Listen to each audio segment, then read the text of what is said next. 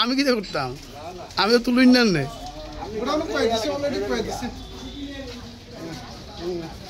পাঠা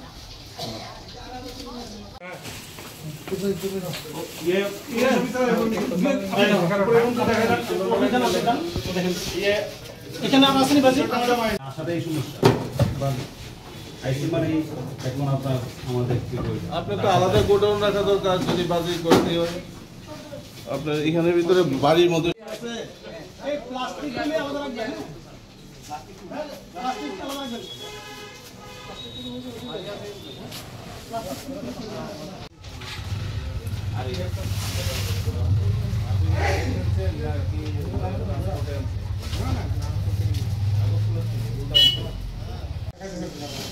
আমি কইতেছি কি মানে বাজিটা বাড়িতে স্টোর করাটা কি ঠিক হইছে?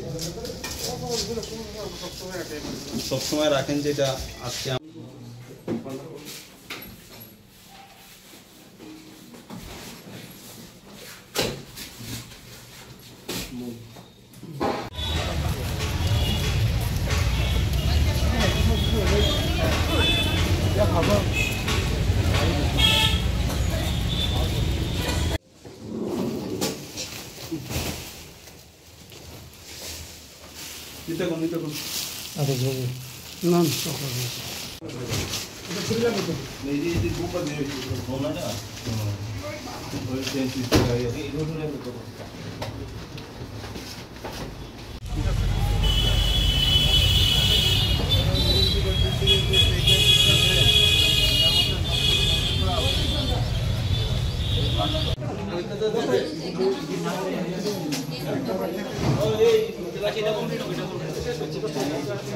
আচ্ছা ওই গাড়ি আছে তো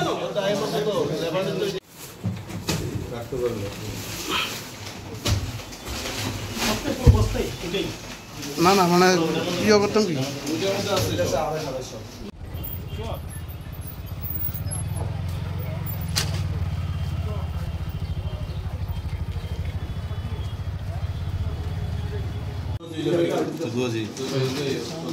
এটা উপরে ফেন্সিং ফেন্সি আছে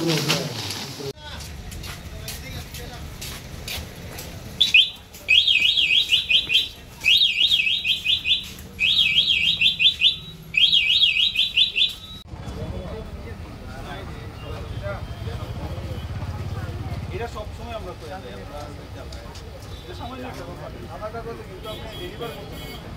আজকে তেলেমুরা মহকুমা প্রশাসনের তরফ থেকে যেটা রুটিন মাফিক আমাদের যে রেড করা হয় সিঙ্গেল ইউজ প্লাস্টিক তারপরে মেয়াদ উত্তীর্ণ যে জিনিসপত্র আছে এগুলি আমরা রুটিন মাফিক চেক করি। আজকেও সেইভাবে আমরা এসেছি এখানে তেলেমুরা বাজার এবং আশেপাশে কিছু এলাকাতে আমরা গেছি। তো আমরা চেক করছি কোথাও এরকম ধরনের ভায়োলেশন আছে কি না।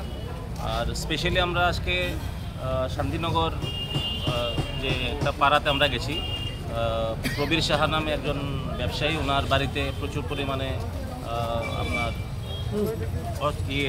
কী বলে এটাকে বাজি রাখা মজুত করা ছিল, যেটা আপনার মানে এত পরিমাণে একটা বাড়িতে বাজি মজুত করা আছে যেটা দণ্ডনীয় অপরাধ। তো আমরা যা মাল ওখান থেকে আমরা পেয়েছি সবগুলি আমরা সিজ করে নিয়ে গেছি এবং অ্যাকর্ডিংলি আমরা ওনাকে নোটিশও দিয়েছি। পরবর্তী পদক্ষেপ আমাদের তরফ থেকে নেওয়া হবে। কীরকম পরিমাণ টাকা পরিমাণ বাজি এটা এখন বলা তো আমার পক্ষে ঠিক সঠিক হবে না, কারণ আনুমানিক 1.5 লক্ষ টাকা, 1.5 থেকে 2 লক্ষ টাকার জিনিস তো হবে।